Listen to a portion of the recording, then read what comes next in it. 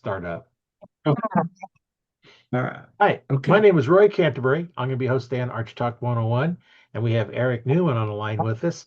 We're going to talk with him about his archery journey. But before we get started, I want to let everybody know how you can listen to the podcast. You can go out to Spotify or any of the places you catch your normal podcasts, as well as you can go out to audible.com and search for Arch Talk 101 and listen to it there. And that's probably the easiest way to do it because you get notified when new ones come out. You can watch the podcast on my YouTube channel, Learn to Fix It Yourself, as well as you can um, watch it on my profile. Times I go live on my profile and catch that. But probably the best place to go is on the Arch Talk 101 Facebook group, because there we have a lot of archers that are bow techs. We got instructors. If you're having a problem or a question about something, go ahead and post it. If you want to take a video on your phone of you shooting, go ahead and do that and upload it, and we'll give you some advice on your shooting form, make you a little better shot.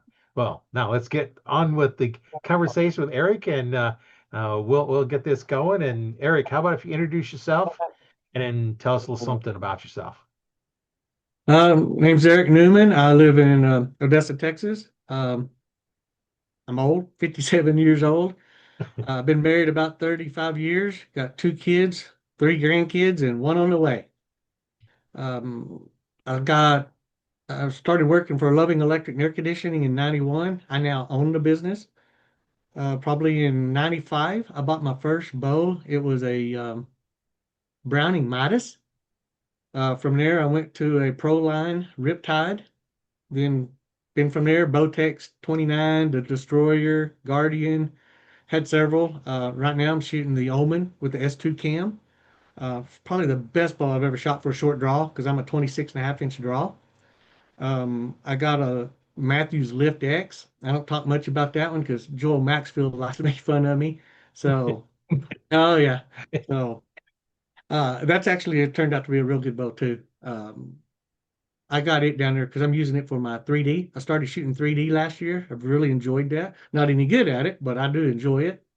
And probably, I don't know, I got into the physics side of archery probably in 2019.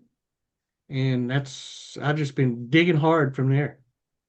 So doing a lot of testing. I've done testing for VIP archery, trifecta. I used to do some R&D for grizzly sticks. Um, I've done stuff for arrow manufacturers, collecting data. Now I'm doing some fletching testings for Fletch. That one's turned out pretty interesting. Um, just doing things like that. I do check dynamic efficiency, actually mechanical efficiency. I've run some tests like that, tests for strings, and just whatever anybody needs, I look at it, and if I can do it, I just do it. So try to follow the ASTM standards on just about everything I do. That way, everything is set. So if anybody wants to repeat my test, they can repeat it. Um, Everything I do is on paper, so everything's listed. So everything can be repeated. I don't do videos because I'm afraid I'm going to sound like a hick. So I'm not big on videos yet, but I've been told I need to. So I'll probably get with a guy, Corey Haas, and he'll help me out with the videos and stuff. So and just keep going. I got a web page at P&L Testers. I've got maybe 1% of my papers are posted on it. I've got, I don't know how many papers I've written over the last 2, 3 years. Probably 80% of them I've never even released. So I just have them stored. I do a lot of work with Joel Maxfield. He's introduced me to people like Dave Holt. He's been around forever. Um, he's blessed me with, he hunts in Africa every year. So the last 3 years, and this will be the fourth year, I've been able to put his data on paper. So we've got information and data collected for about 90 animals killed in Africa. So that's all on my webpage so that and people can look at that and see what's going on. Um, and we just talk a lot about physics, aerodynamics, FOC. There's a lot of misconceptions about that. And as a matter of fact, I just released a paper on about a week ago on misconceptions there. I've got a calculator right now I'm working on to help people look at the center pressure and the static margin to help people understand why we look at FOC. Still working the bugs out of that one. I don't know if I'll do anything with it. I've already gave it to a few people to play with, and that may be just where I go with it. I may not worry about it, but pretty interesting when you look at stuff like that. So, and I guess we can even look at some of that if you can share on Zoom. I can even pull up some of the papers and show what some of it looks like. Um, Yeah, you can share or I can share it for you. Let's see here. I see a share button. Yeah, if you click the share button, then it should ask me to allow you to share. It's easier if you Send, run than me to try to run it. Okay, okay. there you go.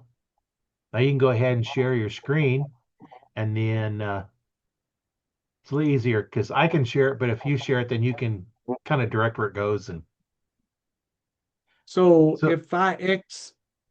if I close this screen, not you, but the other one behind me, can I get into my files? should be able to. Okay. Well, let's see what happens. Probably hang up on you. All right. So I guess, yeah, I can still see you. Can you see what I'm doing? Not yet. What you have to do, this screen you shared, just drag where Uh-huh. that file is over that screen. Okay. I may not be Or able to do that. All right. Let's see this. No, I yeah, didn't let me should do that. yeah. So, Okay. Well, so you can always stop sharing and then when you click the share button, it should give you an option of what to share. And then you can okay. either share an application or you can share your screen and whatever you have on your screen Oh, will show. okay. I apologize about this. I've never used this, so video file. So I probably won't worry about it. What I did a big test for fletch on that new vane, the Quad Yeah. X. It was designed by Michael Braden. I did a test looking at it for rotation per second. So I did a test between a 1 degree, a 3 degree, and a 5 degree. Of course, that part of the paper is pretty easy to understand. You know, increase helical, you increase rotations per second. Great. Then I went in to looked at stabilization, and what I did there is I took the 1 degree and I forced a tear. So I moved my rest. Is all I did. I didn't do it with my hand. I moved the rest out, and then I measured that tear as I walked back, and then I repeated it with the 3 degree and the 5 degree. And what I found, the 5 degree recovered much faster. In the rotations per second, I actually hit 7 rotations in about 10 yards, a little over 10 yards with the 5 degree. It was almost 14 yards with the 3 degree, and it was over 25 yards with the 1 degree. Now, 1 degree is what most people factories flex their fletchings at. So what I showed there in that stabilization test is the recovery rate was so much better with the 5 degree that I saw I saw no, in my opinion, is there's no reason to be fletching less than 5 degrees. So then I started worried about drag because that's the big part that everybody talks about that increase helical, you increase drag. So since I got into 3D, I decided I would test only at 60 yards and I tested velocity using a lab radar. And what I found was between a 1, 3, and a 5 degree, there was less than a 1 foot per second difference in the helical. So I had no velocity loss difference between a 5 degree all the way to a 1 degree. So I saw zero con to not shooting 5 degrees. Now it is a short vane, it's 2.2 inches, it's only 0.4 tall. I haven't tested any bigger vanes yet, larger vanes. That's coming. So, because I'm assuming somewhere I'll start seeing some drag, but with that vane out to 60 yards, I'm not seeing any drag difference. So I'll probably do an accuracy test to see if I see a difference in accuracy. But for 3D, 5 degree recovers much faster. So I'm seeing no difference in that with that vein. I tested that at 285 feet per second. I split the difference in 3D from 280 to 290. And like I said, I did it to 60 yards. I just went 10 yards past 50 yards is what I did. Um, I'll probably try to go a little further, but you got a problems with the lab radar. After 60 yards, it starts getting a little finicky. So I'll probably have to take more than 6 shots. I'll probably go to 10 to 12 shots and see. But if it gets where it's not, if the deviation's too big, I'll back off and won't use that data. That's the problem with the lab radar. So I know a lot Yeah. of people like using them. Yes, sir. Now, have you ever thought about testing versus feathers? I know, years ago, it's funny. I shot feathers probably in the early 90s on aluminum arrows. I quit shooting feathers because I had a buck come in. As I was drawing, I hung them feathers on my mask. And when it made that noise, the buck was gone. Oh, So, yeah. yeah. So I decided at that point I wasn't good enough to shoot with feathers. So I went to vanes. So that was the good I old days. I still shoot feathers. Yeah, yeah. So, Four-inch uh, feathers on my carbon arrows. oh, there you go. There you go. So, yeah, I remember the aluminum days. We even shot plastic inserts, trying to keep as much weight off them arrows so we could shoot fast. And I remember when Beeman first came out, I was shooting Beemans. Well, I was having a hard time keeping them little small Beemans in the target. They just blow through them. Of course, you had the big O outserts on them and everything. Yeah.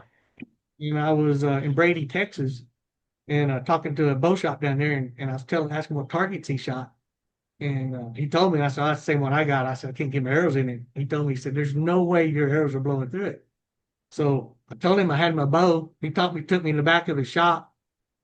Well, I bounced my arrow around his shop for 10 seconds after it blew through his target. And he said, I guess you're right. I said, yes, sir. So, but I shot them for a long time. I loved them.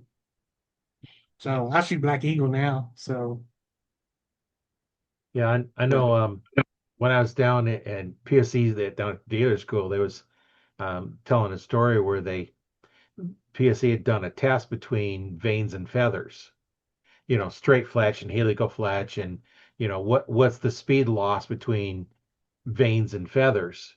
And they found that the feathers were faster initially, but the vanes maintained their speed longer, less drag. Feathers more drag. And then they found that as you put more helical on them, the rotational speed, once the rotational speed exceeded the forward speed, they dropped like a parachute. yes, yes, yes. Yeah, a lot of people don't understand that. A lot of that parachute, that's just it's a spin to velocity ratio. Because once an arrow comes up, it's usually going to stay fairly close to that spin rate. And then once your arrow slows down past that ratio you're talking about, yeah, it'll just parachute right onto the ground. So most people won't see it because we're all shooting, 100 yards or less. And most generally, you don't see that with fletching. It's not vanes anyway. So, but yeah, it's interesting. Yeah, that was been decades ago when they did that test, and Oh, it's like sure. that was quite interesting, and fletching 4-inch feathers or vanes onto a little skinny carbon shaft. You, I use a helical jig, but you can't get much offset because they won't wrap around the shaft. You can't Right. wrap them around, so you got to keep both the front and the back on the shaft, so you're not going to get a big 5-degree offset on a 4-inch vane or feather because it's just too long. Yeah. I still have that issues. I use a jig that I use for measuring my helical. It's actually for machining. But even then, I have a hard time getting past 5 degrees. Even with a 2-inch vane, it doesn't want to. The jigs, the vane people that use, I'm using a Vane Master Pro. I can get a little more, but I got to go past that 5 degree point on their deal. But yeah, their jig won't quite get you to 5 degrees. So I like using their jig though. It's very easy and very repeatable. So of course I've got a bits and I think everybody's got a bits at some time or another.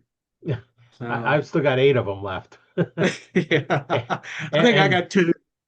and 4 or 5 of the BPE ones, the plastic ones, Oh, when I Yeah. had my shop, I had a dozen of those. I had a Joe Jan that, does Mm-hmm. six at one time. And then I had my eight Bitzenbergers and with the straight clamp and the helical clamp, and then the two different receivers, one for the cock feather down and one for out. Because traditional you want out, and compounds with the rest you want them down or up, depending on which one you're using.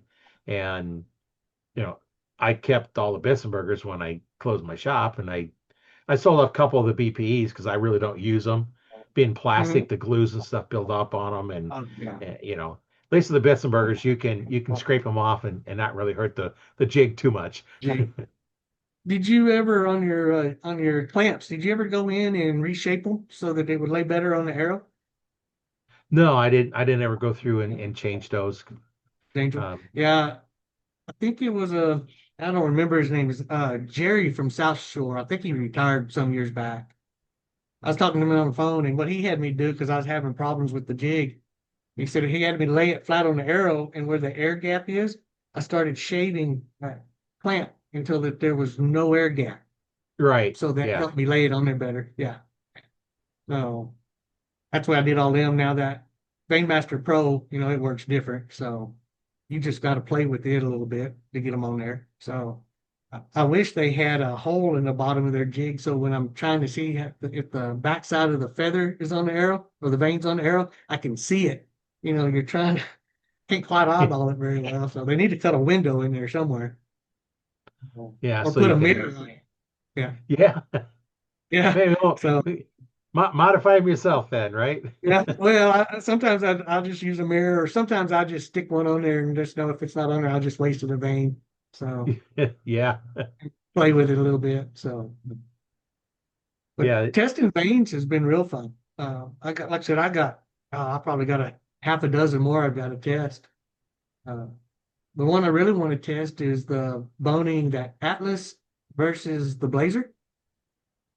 Because I was at the ATA show, I was talking to the guy, and he was telling me something that they saw between them two veins, and so I'm going to test it because I want to see what they're talking about. So, because they were talking about the longer vein actually held its velocity better, and I want to see it's got to be drag in there that's causing that. And I want to see what's going on with that vein. So that may be a very interesting thing to test out too. Yeah, So it could be the texture on it, on the could the be. the plastic that it's made out of. Could be. So far, like I said, I've shot a bunch of different veins. I've gone back to fletch. I shot them for years. Used to shoot that old 418 long 4 incher, and Yeah, yeah. So, but I've done a bunch of different veins, just playing, shooting. Even at 3D last year for my first year, I tried all kinds of things. I went big veins, little veins. I shot one vein, two vein, three veins. Just seeing what I could see difference. Actually, my best score, and I don't shoot very well. My best score, I shot with two fletch. oh yeah, So yeah, so it was probably luck, but I mean, I can see it working. It was working its tail off trying to keep there, but I shot it did pretty good. I wouldn't shoot a broadhead with a two vein, two fletch, but yeah. for Hard enough to get a broadhead to fly straight, let alone with only two uh, fletchings. oh yeah. So the problem I have sometimes, hell, I was testing and I had to repeat some testing. I pulled one of the arrows out and I shot and I missed my target. And I thought, what the heck did I do? And I looked at my sight and everything. I looked over and my lab radar said 344 feet per second. So I looked at that and I thought, how in the heck? And I thought, forgot to put my field point back in. I'd Oh, swapped arrows. So I had to go find that arrow in the neighbor's yard. Uh, so good thing is I got 5 acres, so it don't go very far. So no. Yeah, when you get 5 acres, it makes it a little bit safer to shoot. oh, it does. So yeah, in testing, I've screwed up a few times. I was running a test and got in a hurry and dry fired one of my bows one time because I wasn't paying attention. My lab radar turned off, so I reached over to reset it and drew my bow. But as I was resetting it, I didn't load my arrow, and I just reached over to look at my radar and popped that dang release. And I thought, that PSC sounded funny. So it Yeah, didn't do any damage. It didn't do any damage. So you can usually they get away with 1 or 2 dry fires before they tear up. Yeah, yeah, they're pretty good at being able to take one or Oh yeah. two I wouldn't do it on purpose, but Oh no. it does cause a problem. Oh Uh, yeah. I heard one story. I don't. Sometimes you hear stories that may or may not be true, but Pete Shepley was at some match someplace and he shot his bow twice as many as everybody else because he dry fired it in between shooting. He'd dry fire and then shoot, dry fire and shoot, dry fire and shoot. Prove how tough his bows were. Jeff Bozler. Yeah. I got to meet him at the ATA 2 years ago. He's an Oh yeah, interesting gentleman. Yes, he is. So very interesting. So real nice. I met oh his, I think it was his daughter as well. So, but yeah, I had a old APA M5, and I don't know how to say his name, Nabal or something like that. Told him what I was doing one day, and he told me, well, you voided that warranty, and I wasn't too worried about it. I was shooting a 257 grain arrow out of it. At my draw length, I was over 340 feet with it at 70 pounds. It was a little loud, but I was still running 80% dynamic efficiency, so I was still transferring a lot of energy into that arrow, so I wasn't too worried about it. Now, I didn't shoot it a lot, probably 20, 30 times, and then I went back to my other arrows, but I did it to prove a point, is what I did. yeah. So, yeah, Gather the data and yeah, we can show okay, you can do it. Is it really safe to do it a lot? yeah, No. I wouldn't go no, out and shoot hundreds of arrows at that no, because it's just not gonna take it. no. Most generally, if you can keep above 80% on a dynamic efficiency, you're doing okay. I mean, you still got bows right now, even today, that are shooting 82 and 83%. So, the only thing you got to worry about with a light arrow is not getting your mod screws come loose or something. You'll tear things up. So you need to make sure everything's staying tight. So, Right. A little more but vibration you'll, in them. yeah, yeah, you'll know pretty quick because it'll rattle. Yeah. So, Yeah, when they yeah, start rattling, it's a yeah. sign that something's neat coming loose. And Something's fixing to happen. So, oh yeah. well, So, and one little trick I learned many, many years ago was if you have trouble with a bolt loosening up, pull it out, put a wax on it, and put it back in. You're gonna get mhm. it tighter, it's gonna stay tight, and it's not gonna come loose on you. Yeah. You know, I probably could have done that in my that old pro line I had. Of course, them bows, when you shot them, you had to mark the bolts because about every third, fourth shot, you had to put it back because they would rotate. And them bows were loud. I actually took it apart and glued a t-shirt, cut a piece of t-shirt and put it in the limb pocket, trying to get that bow not so loud. Because down in a valley, if you were shooting it, it'd sound like a 22 Magnum when it went off. Oh, yeah, Oh, it was loud. I killed with it. But yeah, it was loud. So that was a fun bow. I actually taught myself to shoot that bow at 29 and a half inches because I was chasing speed. oh, And so I'm surprised I didn't take my ear off, but yeah, yeah. So, but it was fun. I used a red dot on that bow. Um, Politan. I don't know if that's still even around anymore. An old Politan type setup with a Starlight red dot scope on it. I think he's the one that took over the lever arm. I can't think of them bows name right fast. Old lever arm bows. I think he took that over, but I hunted with a red dot scope for years. So I loved it. Of course, I only shot 20 yards, so I didn't need anything yeah, different. So yeah, I still like shooting up close. I still like under 30. I want that animal to see me. So yeah, yeah, yeah, I want it to know I'm coming. But yeah, I don't shoot long distance. I'm not real big at long distance. So yeah. My first deer was 40 yards, and then after that, I don't think I've shot one under or over 20. yeah. Most of them are 10 to 15. Mm-hmm. I Mm-hmm. try to Yeah, set up mine for are, 20-yard shots, and they just don't pay attention, and they come in closer. yeah. Oh yeah. So I've shot a few. I shot just an old Texas dog goat. I shot him at about 90 yards. I shot a turkey one time at about 65. I'm sure it was luck, but I still got it, so I didn't care. Yeah, Uh, I squawked a chicken at about 100, went right over his head. That was kind of a funny shot, but it's just old chicken out there running around on the guy's ranch. He let me shoot at it, so but he didn't think I was going to get close. That's what it was, but. That was at a Thompson Temple Ranch. We go down there to Yeah. go goat hunting. Yeah. So goats are fun to shoot. They're easy. So if you want to go killing, goats go goat hunting. They're good for kids. Take kids goat hunting like that. So because you can get real close. So but uh I still like hunting. I don't know, can I say a name of a place I hunt a lot at? Did I get Sure. in trouble? So I No. like to hunt at a place here in Texas called Diamond Sea. Guy's name is Skylar Stark. He's fantastic. I've been hunting there about 15 years. I've probably gone 25 times. People will tell you that hunting high fence is easy. I'll tell you, them animals, they know you're there, and it ain't easy. I've probably been skunked, I don't know, half a dozen times, trying to get, because what I do is I call him and tell him what I want to hunt. He'll send me pictures, and I'll pick the one I want, and then that's the one I hunt. So if nothing else comes in, then I don't shoot. A few years ago, I was down there with a guy named Rob Nielsen. I think he's the president of that Ashby Foundation. I was down there for about 4. I went for 2 days and ended up 4 days and still couldn't get on. It was a big old Catalina, Yeah. damn goat. Yeah, the only time I even got close to him, it was dark. I could see him sitting out there, and he's about 20 yards. And but I couldn't tell how he was standing. But I could hear the guide coming. So I thought, well, I'll shoot him when the guide turns the corner. His headlights will hit that goat, and I'll shoot him. Well, as soon as he turned the corner and the headlights hit that goat, he broke and run. I thought, you sorry dog. So 4 days later, I went home empty-handed. But, but that's a fun place. I've shot, I don't know, I've killed 3 bison. I killed a zebu. That's a pretty weird animal. Oh It's yeah. a Zebu. It's a miniature Brahma bull.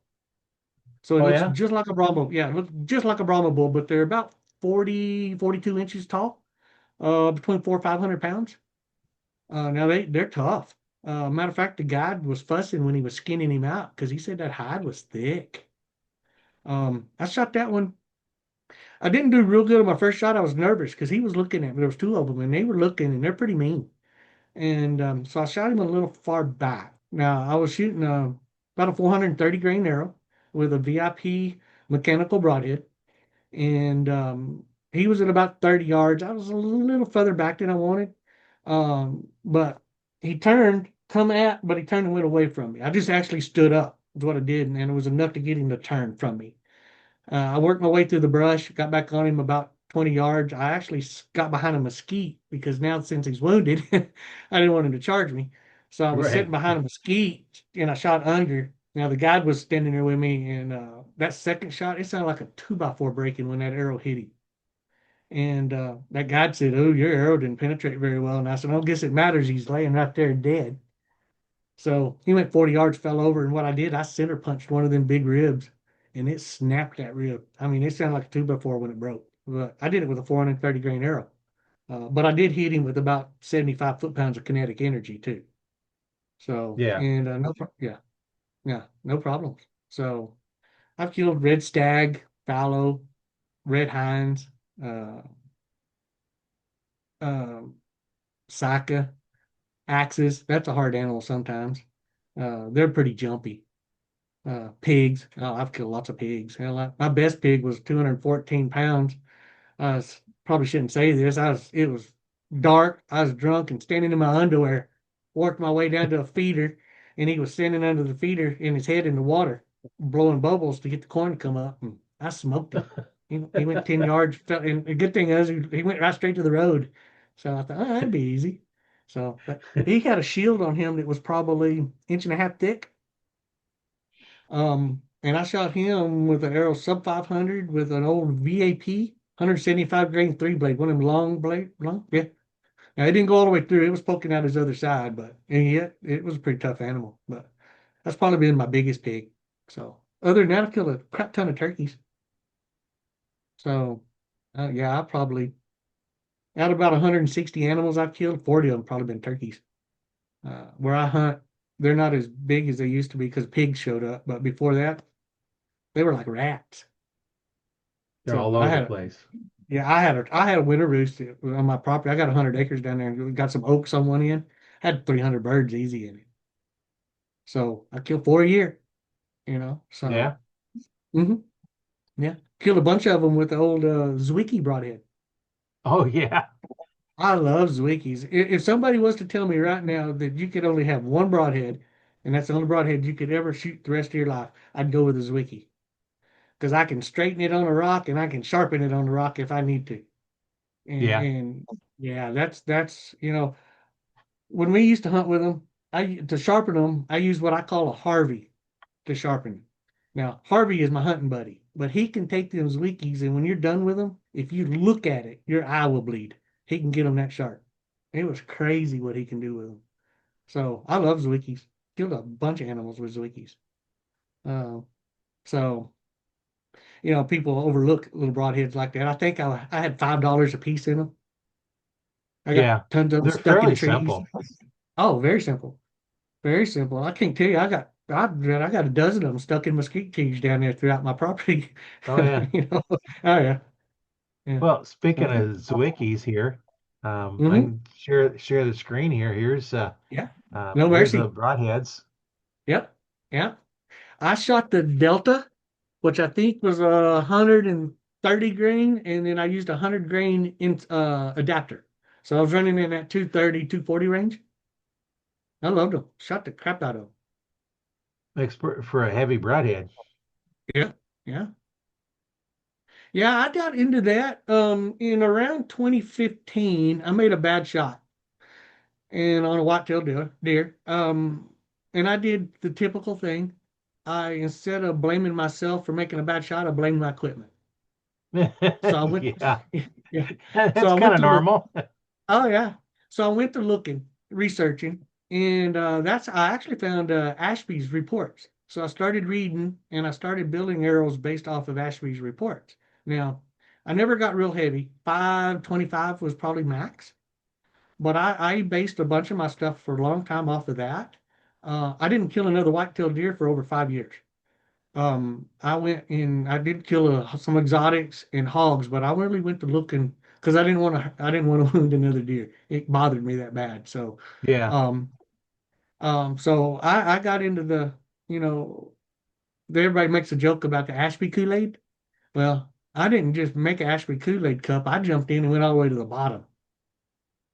Um, I got to meet Ashby. Very, very nice guy. He only lives 4 hours from me. So, really, very nice guy. But I got into physics in 2019 through a guy through Archery Talk, goes by Ugly Joe.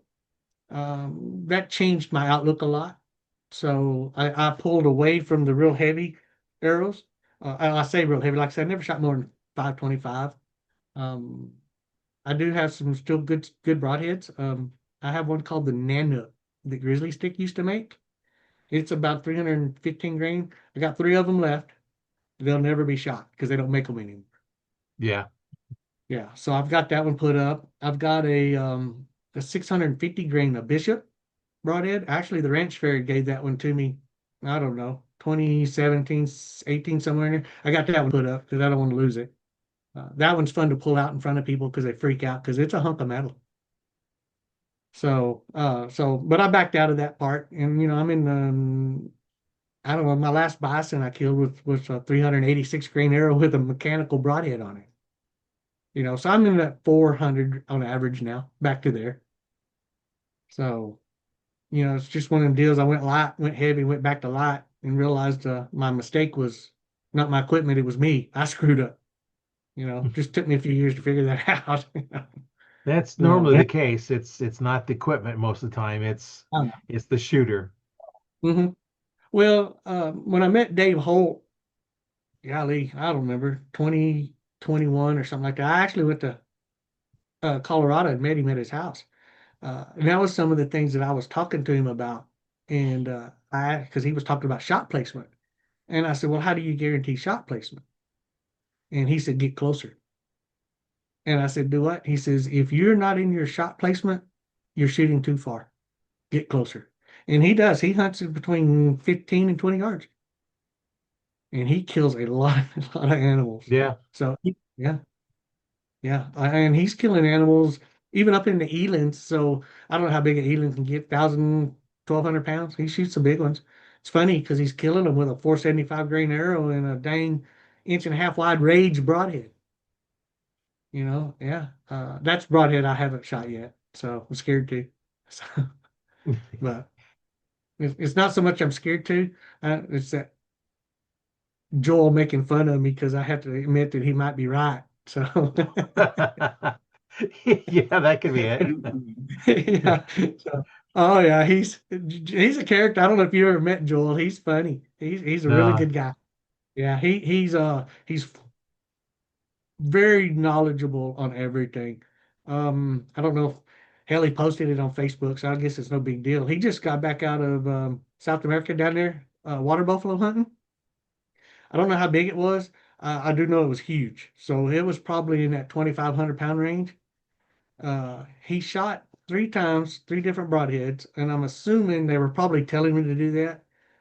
He's shooting a 570 grain arrow, complete pass through on his first shot with an iron wheel. He shot it and buried it to the fletchings with I don't remember which broadhead. It was a mechanical. He shot it at 90 yards. Now, Joel is a shooting son of a gun. So, I mean, he's got 3 arrows stuck in this thing at 3 different yardages. I'm sure, like, I know in them big animals, they tell you if he's still standing, shoot him again. yeah, Follow up. I promise you, Joel's first shot, it was it would have died, no problems. But, you know, if it takes a few minutes, go ahead and just get another arrow in him, I'm sure. I haven't talked to Joel about it, so I don't know exactly what he was doing. He may have just been playing with arrows. I don't know. So, but what he did, and like I said, he went to a 570 grain arrow. He just upped his bow weight, took it to 82 pounds. I think he's around 100 foot-pounds of kinetic energy. Wasn't no problem getting through that big old bull. So, yeah. and it was a big one. Yes, sir. So, um, real knowledgeable. And I got to meet other people because of Joel. I met Tim Gillingham. He's a character. So, if you ever meet him, he's a tall son of a gun. So he makes fun of me. So, oh yeah. Yeah, he makes a lot of fun. Calls me Ashby Jr. because I used to give him a hard time about light and heavy arrows, but he likes to stand up. Now he'll slouch for me sometimes, but even slouching, he's still freaking 2 feet taller than me.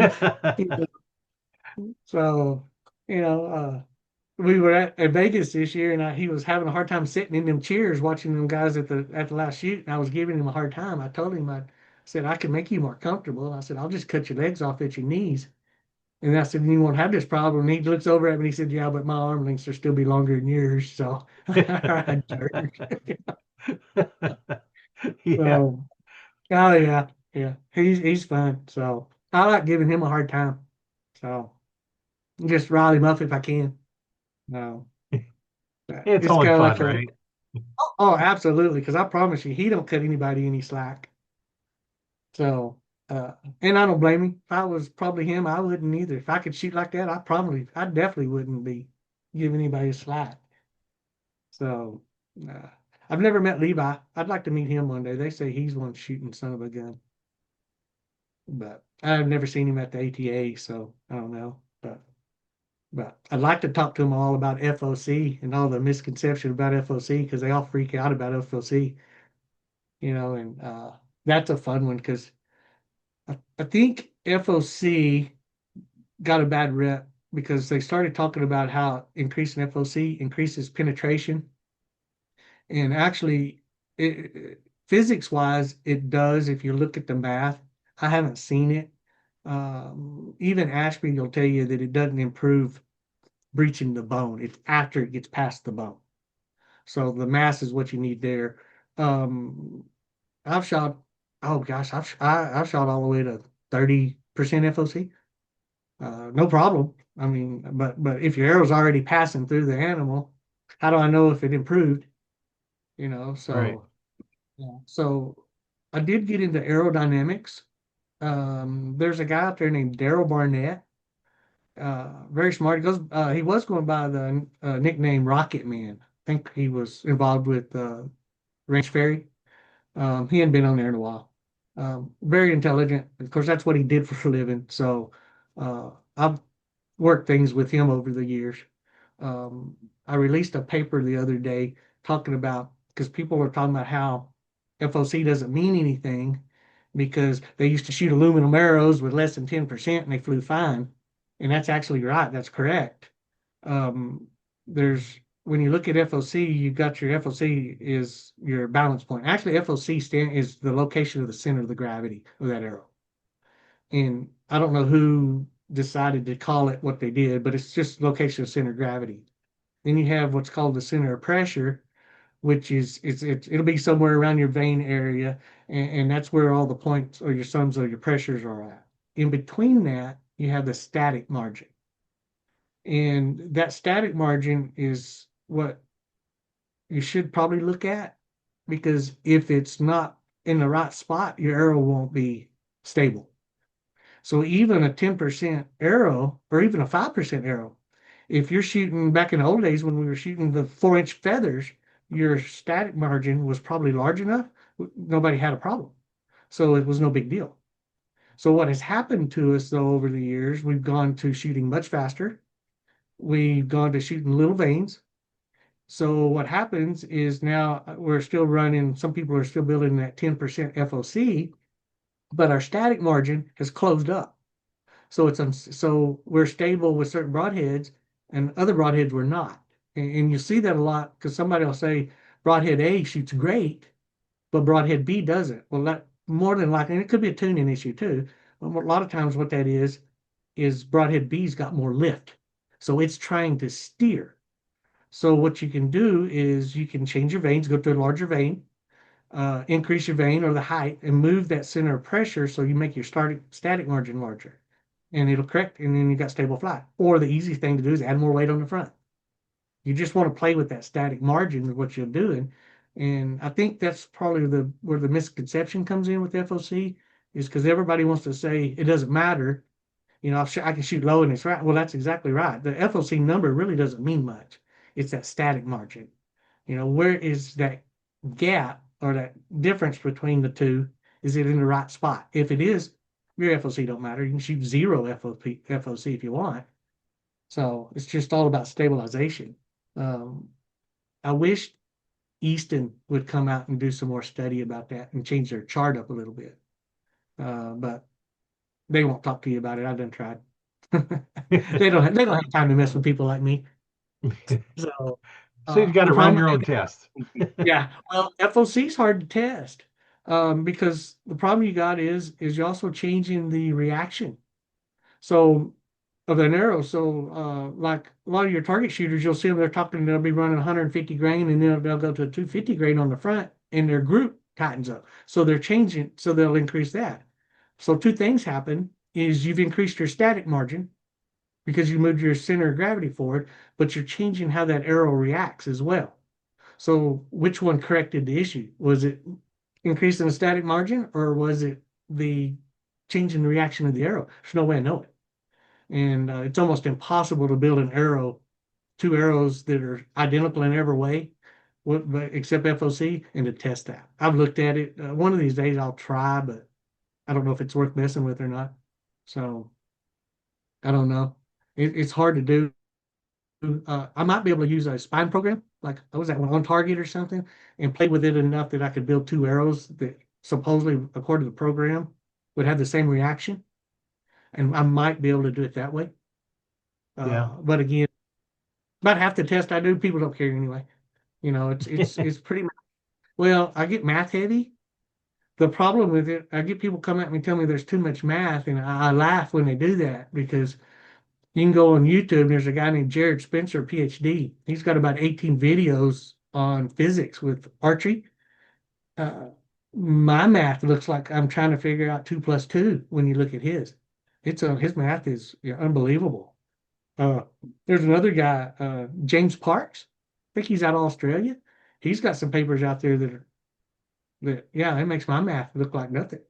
So I people just I don't know. I don't want to say anything tacky about people, but this new generation, the learning has gone away.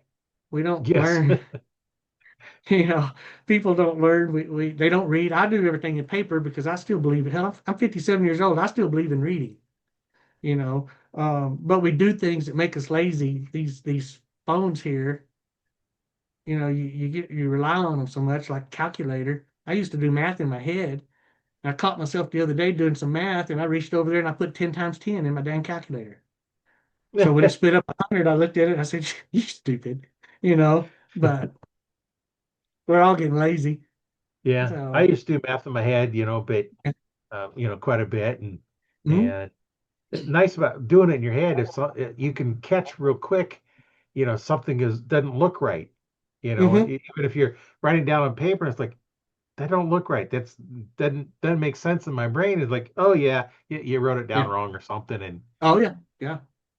I it's use Excel a lot for that to help right, me. Yeah, I've written all kinds of papers. I've got stuff on measuring force and everything. And what I do is I'll do, and I've started to cheat now, but I used to go out and research all the formulas, figure them out, put them in Excel, and go to work in them. And it would take me a while. Now I use AI a lot of times because AI is nothing but a search engine, but it's fast. right. So so instead of me going out and researching and finding 20 different websites and trying to build things together, I let AI do it. And then I go back and take it back to my Excel and then I start working the equations because AI doesn't do math very well.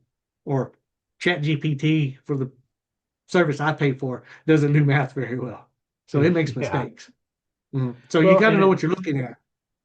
yeah. If it comes up wrong and you don't know it comes up wrong, you're going to believe it. Yes, And yes. Chat GPT, I've been I started using that when it first come out. Mm, And then now Microsoft Copilot has come out. I use yep. that a lot. Uh, I, I'll use that a lot for a lot of things. And Mm, you can actually go into um, WhatsApp, and there is a section in there that you can actually use to evaluate multifamily properties or apartment complexes. hmm.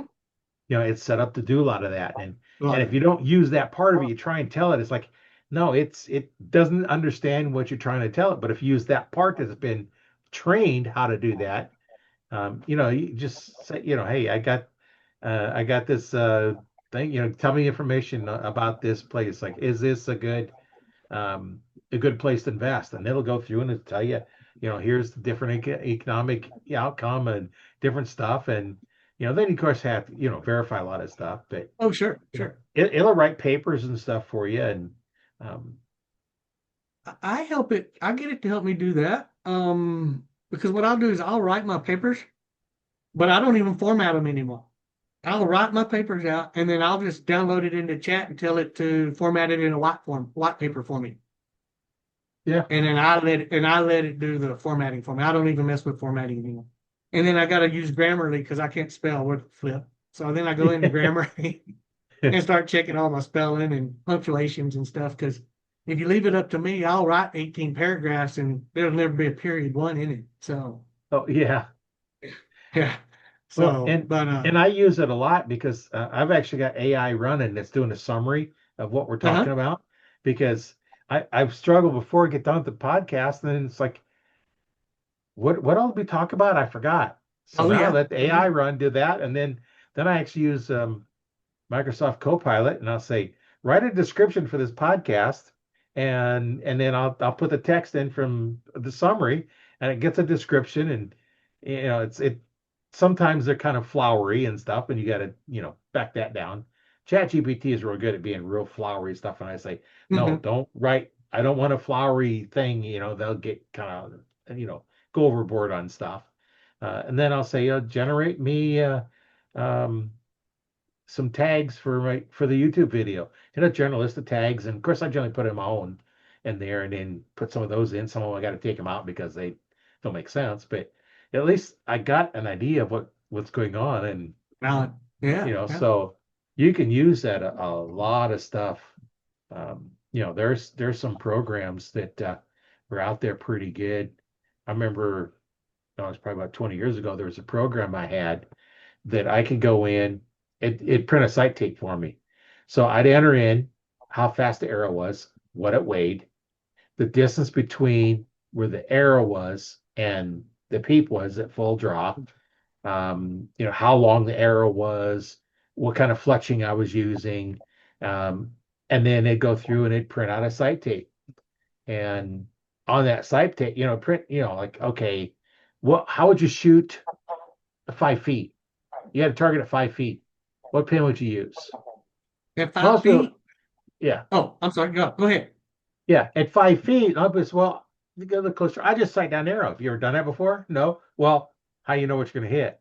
And when you think about it, was on mine. I was on a platform, had a gator 5 feet away. I had to bend way down, and on mine, I knew on my sight tape how I had to shoot 5 feet. So I picked that number, nailed it. Yeah. Yeah. At 70 pounds, shooting, by 280 feet per second with you know, probably a 370 grain arrow, is fairly fast. Um, you could probably guess what pin I had to use.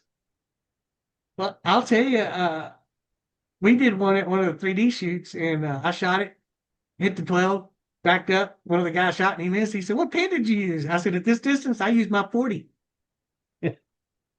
So now at I used,8 yards, I can still use my 20 pin at 8 yards, but once I start getting up there, oh yeah. So I think I used my 40. That's what it was. I had to use my 70-yard pin. Yeah, well, I wouldn't have thought that. Well, it, at at all those numbers, that's what my chart, because I had my chart. It's like 5 feet, 70 Yeah, yards, 70 it's cool. yards, nailed it. Yep. Last year when I got into 3D, I went and bought. Well, I actually talked to Tim. So I bought a bowfinger sight, and then I bought a shrewd scope. And then a guy showed me something called Archer's Mark. So you go in there and you Yeah. sight it in, it's got them tick marks. Man, that is Yep. fantastic. That I makes think it that so might have much been what easier. mine was called. I actually set up a sight. I sighted in my 20-yard pin. I stuck it over the tape because I had multiple pins, and I set my 20, 30, 40, 50, 60, or whatever it was. I forget how many I had on there now. I set them according to that, went out to the range, shot my 30 dead on, my 40 dead on, 50, 6 dead on. I just pull it right off the chart. Yep. Oh, And the way we can do things now is fantastic. So, but and that back was on, 20 years ago.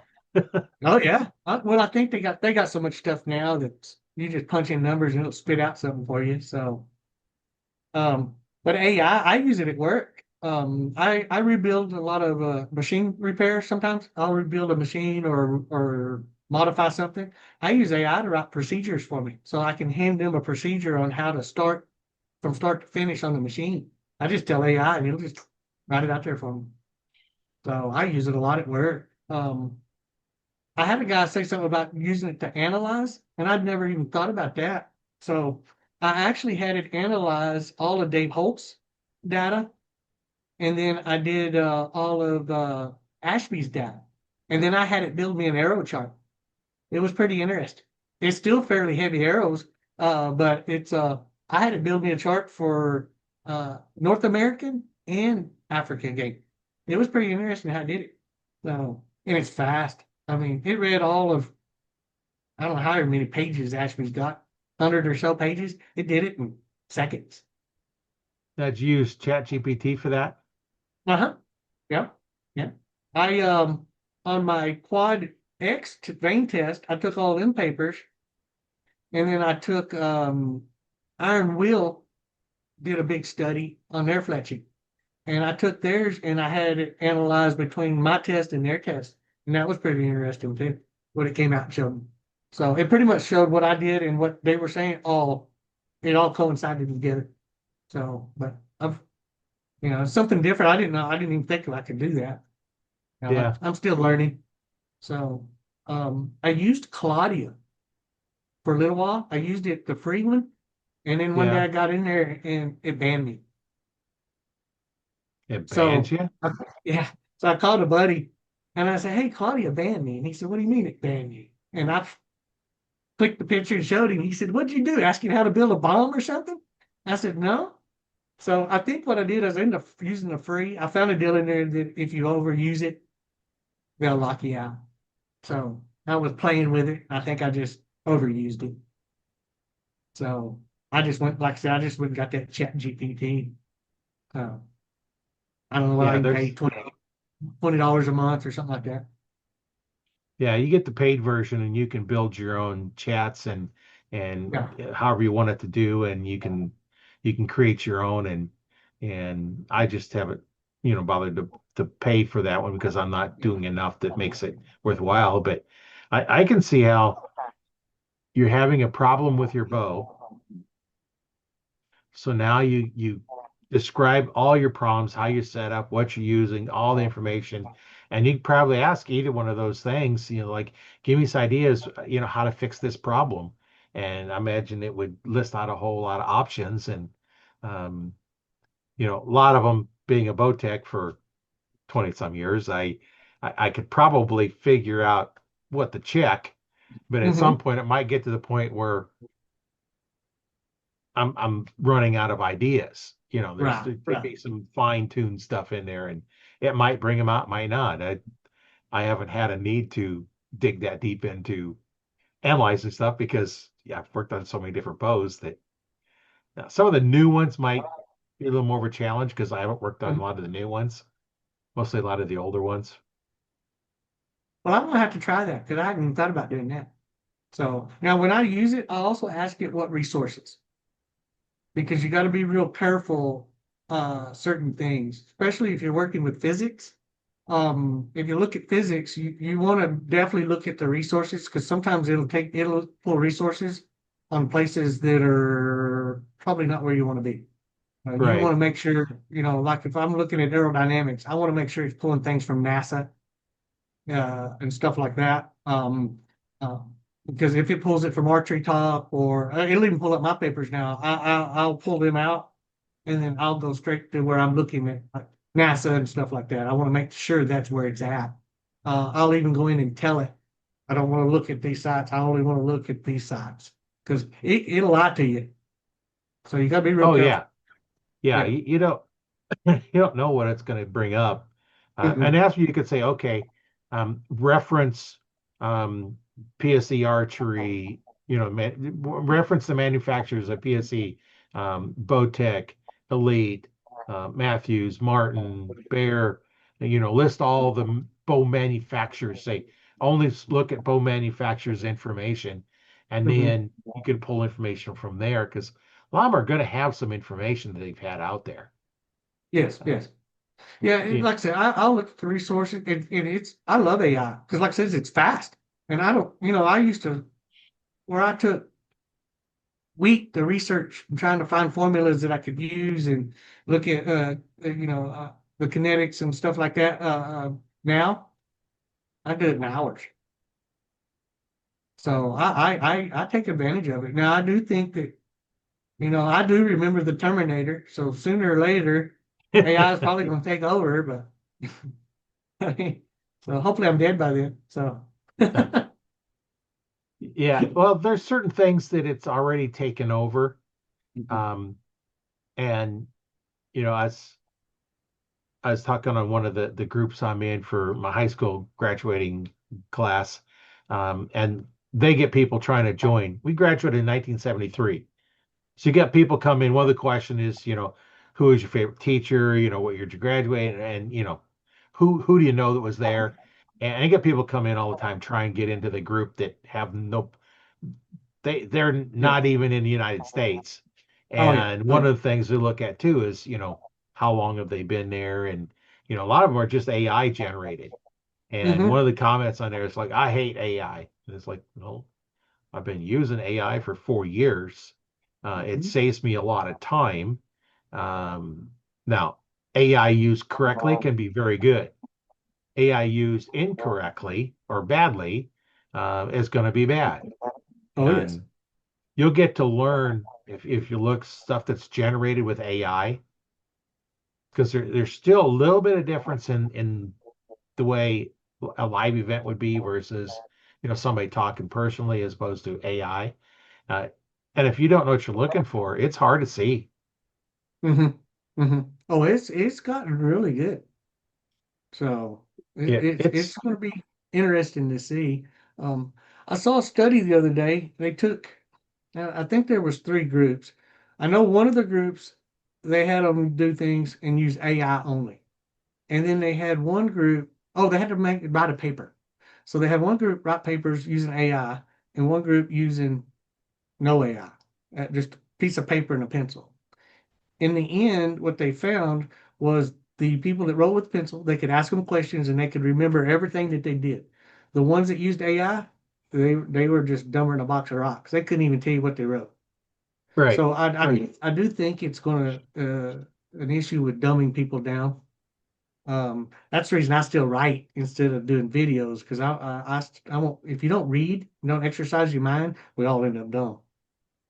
So that's probably not the politically correct way to say that, but Yeah, I well, we're see it. not politically correct, so I see it all the time. Uh, You know, uh, I get these young kids coming in looking for jobs. Man, I can't even read a tape measure. Of course, I don't guess they teach it in school anymore. I have no clue, but no. yeah, you know, how do you do anything without reading a tape measure? But you know, I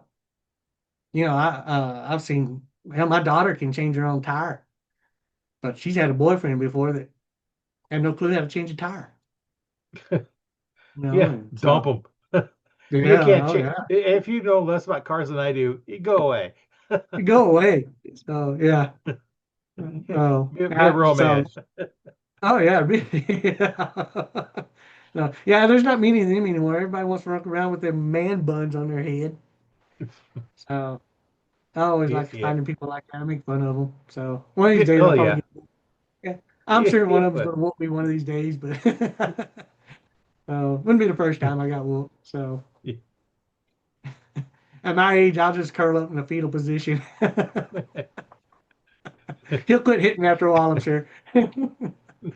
Uh, so, but archery wise, like I said, I've done.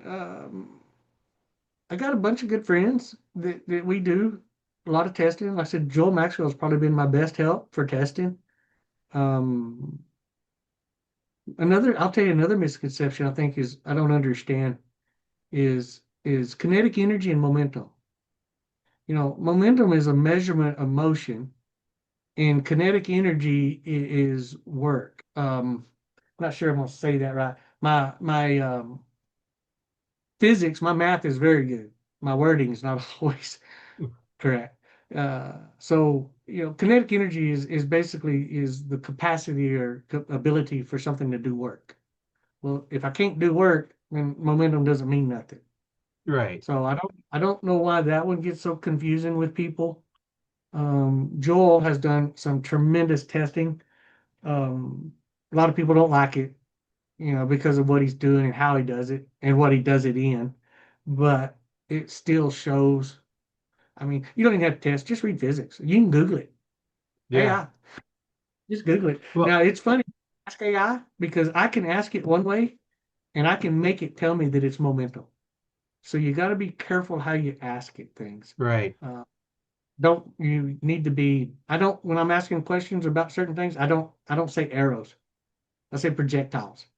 Because if you say arrows, it will go out and find Archery Talk, Ashby, the Ranch Fairy, me. It'll go out and find all that kind of stuff. It'll confuse itself. So you have to tell it. I just use projectiles. It's just easier that way, you Yeah. know. Well, that's what an arrow is. Anything. It could be anything. You're throwing a rock, still a Yeah, projectile. yeah. And So what I was doing, I typed in on Google kinetic energy, and it come at kinetic energy is the energy an object possesses due to its motion. yep, yep.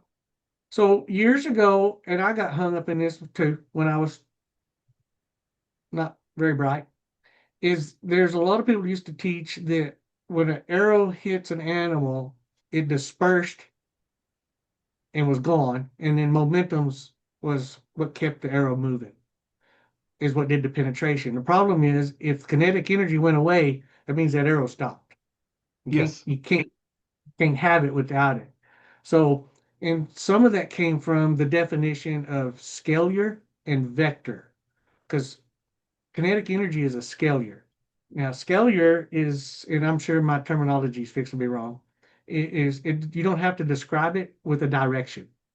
So when I tell you my arrow has 70 foot-pounds of kinetic energy, that's all I have to say. But if I'm talking about momentum and I say my arrow has 0.57 momentum, I have to give it a direction. That's a vector. And I think that's where a lot of people got confused because I know I did for sure. Because when I first was taught about scalar with some people through archery, that's how they were teaching people is because there's no direction that when the arrow hit the animal, it just went in all direction, was gone. And I had a physics teacher tell me that actually kinetic energy or energy does have a direction. And what he told me was he described, he said, a candle, light the candle. He said, put your hands beside the flame. He said, you don't feel much heat. He said, but put your hand above it and you'll feel that heat where the heat's rising. He said, that's energy. And he says, that's a direction. You just don't have to talk about it when we're describing what's going on. And then again, when you Google it, it takes energy to do work. So I think a lot of people get confused because they look at ballistics with bullets and they think that, kinetic energy is only about bullets. Well, kinetic energy is about work. So that arrow has to be able to do work, and actually your broadhead has to be able to do work to cut. Right. So if your broadhead's not moving or not cutting, you ain't got no energy. It's not gonna pass through. So one of the tests, probably one of the best tests that I've seen done, and I'm mentioning Joel again. I hate doing that, so he'll probably be mad at me. So what, and again, we tested in a foam target, which has no correlation to an animal, none. Now, a foam target is really looking at kinetic energy and it's not looking at mass. And so that is a failure in that part of the test because I can take a 650 to 450 with the exact same kinetic energy and hit that foam target, they'll penetrate the same. It'll be equal. I mean, within an eighth of an inch or so. So it's equal penetration. And that's just because we've got equal resistance, so mass doesn't matter. So what he did was he put a PVC plate in front of that. Now, what I did is I extrapolated numbers based off of what we did in a foam target. And I don't remember, I'm just going to make up numbers. So let's say you both arrows penetrated 10 inches. So then I know that if I hit it with 80 foot-pounds of kinetic energy, I was using 8 foot-pounds per inch. Now, that's not correct. It'll use more in the beginning as it's slowing down, but linear-wise, it's easy to just do in your head. Right. And then what he got that plate. Well, what happened was the lighter arrow didn't penetrate as deep. So let's say it only penetrated 5 inches. So that means if we hit it at 80, that means I only had 40 foot-pounds left. So I used 60 on the PVC. The heavy arrow out penetrated, which showed me that I used less energy was wasted on the breaking the PVC. That's the mass.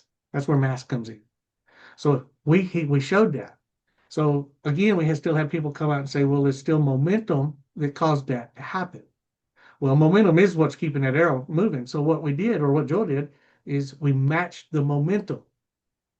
Now, that way we're eliminating kinetic energy. We're looking strictly at momentum. So theoretically, if it's momentum, the heavy arrow is still going to outpenetrate. Well, it didn't. It didn't even break the PVC. It bounced off because the arrow didn't have enough energy to take the PVC past its breaking point.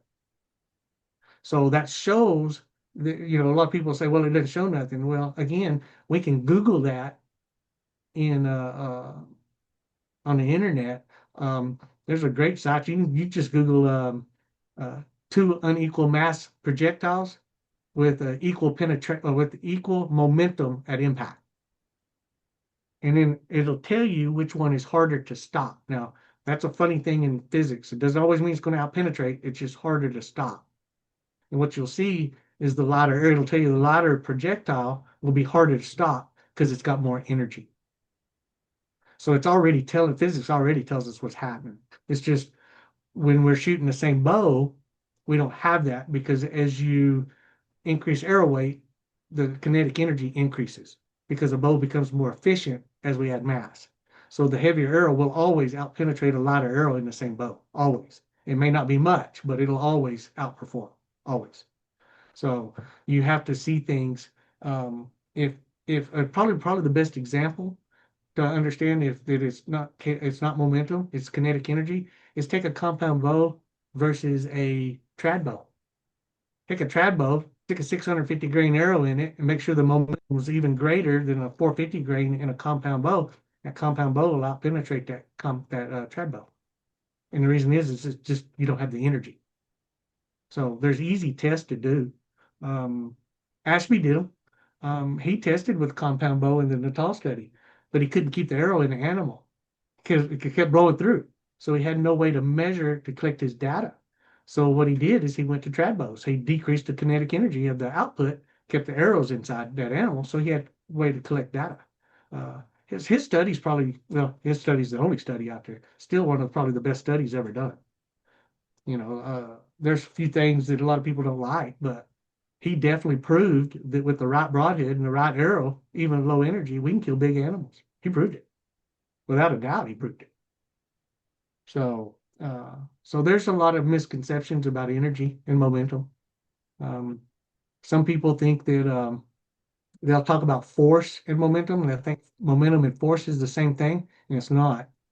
Uh, Momentum doesn't affect force, but force affects momentum, and that's probably the easiest way to think about that. So the people try to find that, put that together, and it's not. So again, if you remember, momentum is what keeps that arrow moving, makes it harder to change direction. So of course, the more momentum we got, the straighter that arrow is going to travel through that animal. But you still got to have enough energy to break through the hide, the bone, the meat, and whatever else to get through. If you don't have enough, it doesn't matter what that momentum is, that arrow's going to stop. Yeah. So, and yeah, and we see that. Like I said, hey, Joel just killed that Cape, or not a Cape, I'm sorry, Asiatic water buffalo with a 570 grain arrow. And we've been telling people for years that you need an 800 grain arrow to do that. And he just did it, and all he did was increase his kinetic energy. He probably could have done it with a lighter arrow, probably even closer to 500 grains, but he does believe in 6.2 to 7.2 GPP, and he's shooting 82 pounds, so his arrow came in right around 7 GPP, so that's where he's at. So with that iron wheel, he probably could have done it with 525 grain, 550 grain arrow without a problem. So Yeah. because he's got enough energy, yeah, yeah. So, but I'm sure I'll probably get beat up for this. But we'll have to make sure we send it to him. So, so, but And then we like I have him said, on the podcast to refute it or agree with it. there you go. Uh, yeah, it's archery's fun. I never realized how backstabbing archery was. When I got into testing for grizzly stick, testing, doing R&D for broadheads, my job was to break them. And that was fun. Um, but man, mine's the best and yours is junk, and that's just the way it is. And it's pretty backstabbing. And there's not very many people that are open-minded either. There's a lot of close-minded people in Yeah. archery. Yeah. So yeah, it's fun. I don't test it very much like I used to because I got where I just, you send data to somebody and they get mad at you if it doesn't come back the way they thought it was going to.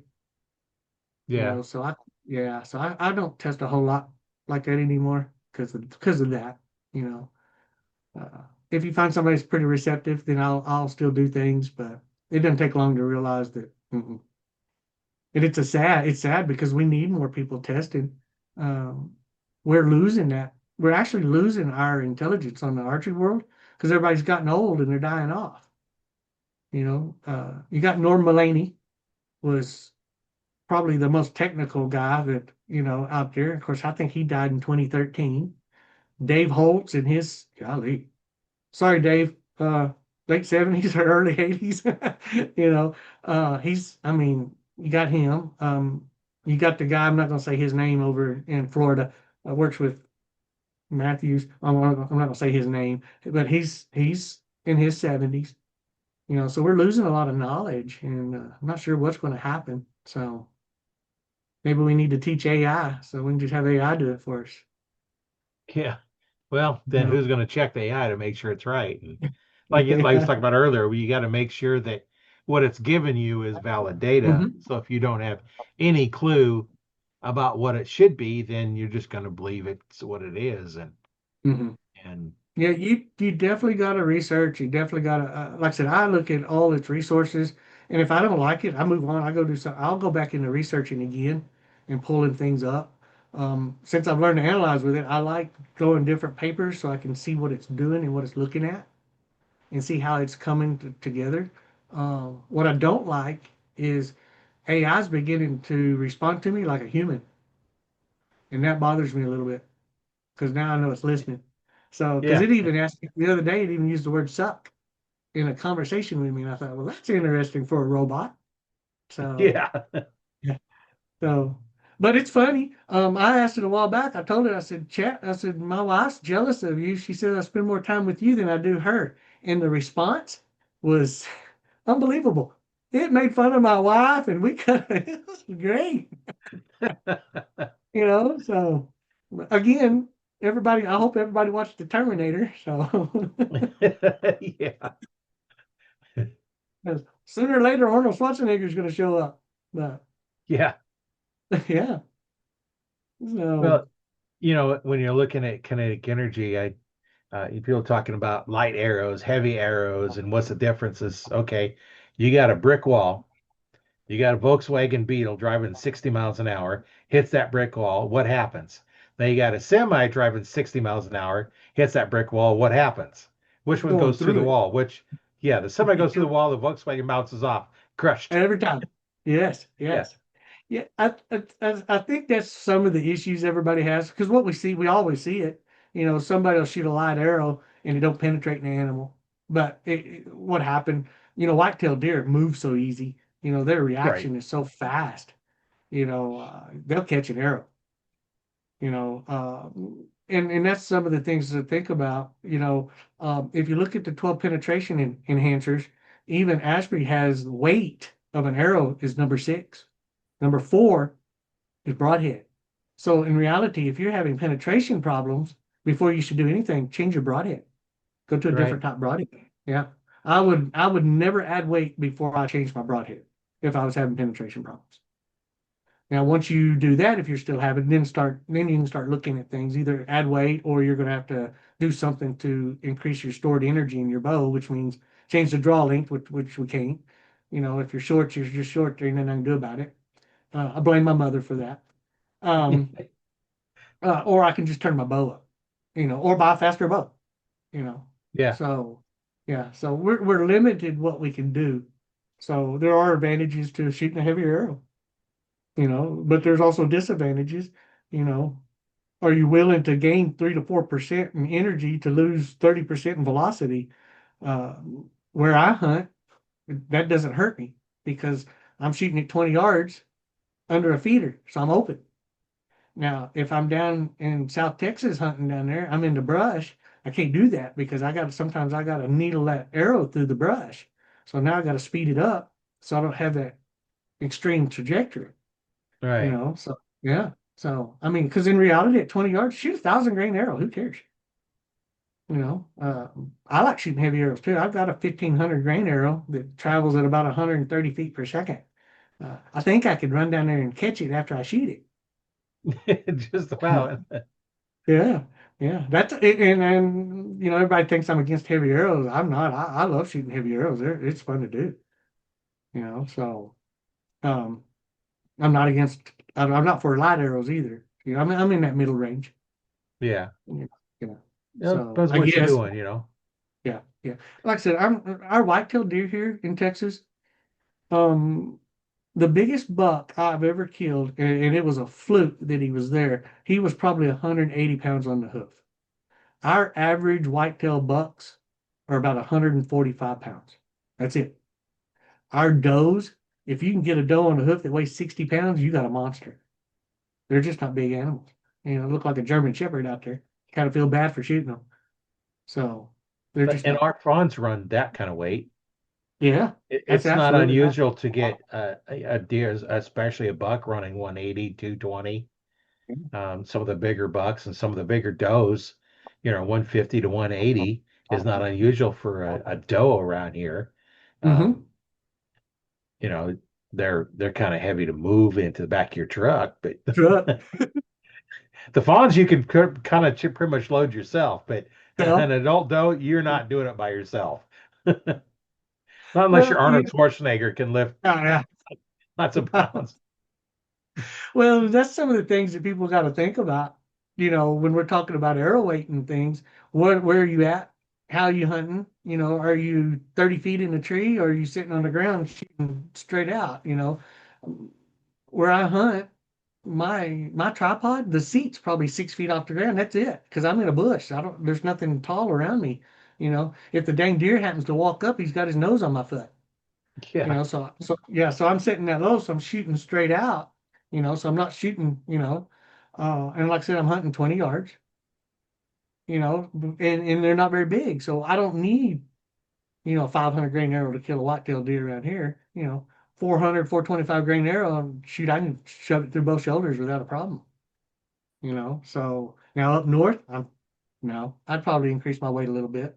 So I guess I need to do that. I got a friend that invites me to Illinois every year, but it's cold, and I don't like cold weather.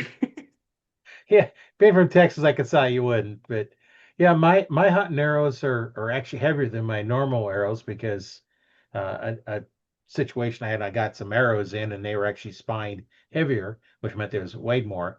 So when I started Mhm. replacing them with my regular arrows, I put weight tubes in them, but they're Mm. running 430, 435, Mm-hmm. and I've shot through many whitetail up here, Yeah.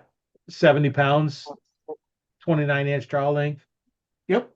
and that 480, 400, and 430 grain arrow. Um, it goes just fine. And there's enough kinetic energy in that to kill a deer out to 80 yards with no problem. Oh yeah. Oh yeah. Yeah. Yeah. Yeah. Yeah. Well, it's we tell women all the time, you know, you need to shoot a 400 grain arrow, and then we turn around, she's 45 pounds, and then we turn around and tell some man that's shooting 70 pounds he needs to shoot a 600 grain arrow. And to me, if she can do it with a 400, why does he need a 600 grain? You Right. know. So, but personally, I think that 4 to 450 is probably a really good range. I doubt if there's much that you can't kill with that. You got people killing big elk at sub 400 grain arrows with rage broadhead, you know. Yeah. So, so if you can do that, why are you worried about shooting something heavy on a whitetail deer? Yeah. And and on my first bow that I killed a deer one was at 52 pounds. I was shooting a 21-17 arrow, I think it was, which is a heavy arrow, and 145 grain four blade muzzy. Nuzzies. Mm-hmm. And I no longer shoot the four blade 145 grain muzzy. I shoot the three blade 100 grain muzzy. Yeah. I've shattered bones with that muzzy and still gone through them. Now and even the shoulder blade. I go right through the shoulder blade. Don't even slow them down. Yeah. Now there is that one bone up on their shoulder in that shoulder part up there that you're not going through unless you have a rifle. Right. Ain't no broadhead going through it because Right.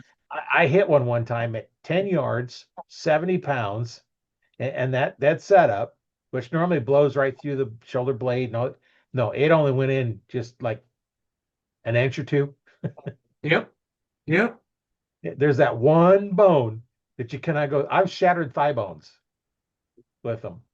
It caught my arm one time, and I hit it right in the thigh bone, shattered the thigh bone, and of course didn't go very far. But that's just one of those things that you get a broadhead is tough. Mm-hmm. Like I don't know if I said on this one, but I think on the last podcast I was on, I actually stuck a muzzy broadhead in concrete block, and it went in just a little bit. You could see when I did pull it out, there was a little, three-sided point in there where that tricar tip hit. Didn't even hurt the broadhead at all. I was shooting a PSE carbon force arrow, which they don't do arrows anymore, but they were really good arrows, tough arrows too. It cracked the insert, broke the shaft back about an inch and a half, is all it did to the shaft. I cut it down even short, past that and give it to my son to shoot because he was shooting, what, 20 pounds or something like that, real light. But he'd Yep. shoot hundreds of arrows at a time, whatever he had, we could just It's shoot just them pile and them together. shoot, Yeah. yeah, shoot for hours at a time. And yeah, I still have that broadhead. It's still it's one of them I have in my setup. I don't even know which one it was because it didn't make any marks on it. Sure. I still got some muzzies laying around. I think Muzzies and Thunderheads was probably the two broadheads I shot for years. Yeah. Yeah. So I still got some laying around. Yeah, used to go to Walmart, buy that 6 pack. Yeah. Yeah. Yeah. They were So cheap. Now you can still get the Muzzies, 100 grains, yeah. 3 blades, and excellent. Then I got enough. I don't use the practice blades anymore. Eh, They're Yeah. Oh they're yeah. they're worthless. I Yeah. just use the regular blades because I got so many of them. I've changed so many of them. I got enough dull ones that I'm not going to try and sharpen. And you know, I use them because well, I can shoot X's with my broadheads on my hunting bow. Now, if I put them in a target bow, yeah, it's not going to be anywhere close to the field tips. If shoot a field tip on my hunting bow, it does not hit anywhere close to the broadheads because they don't fly the same. Right. But all my broadheads, I can shoot X's with my broadheads because I tune them so I can. Sure. Sure. There's a way Sure. you can tune them to do it by basically just uh, changing alignment between the broadheads and the fletching. And I use 4-inch feathers, so I got good drag. Um, if I Well, was trying to shoot something faster than 300 feet per second, I'd probably go to mechanical just because fixed blades are real tough to get yeah, you got to work smooth. pretty hard to get them. Yes, sir. Yeah, Yes, sir.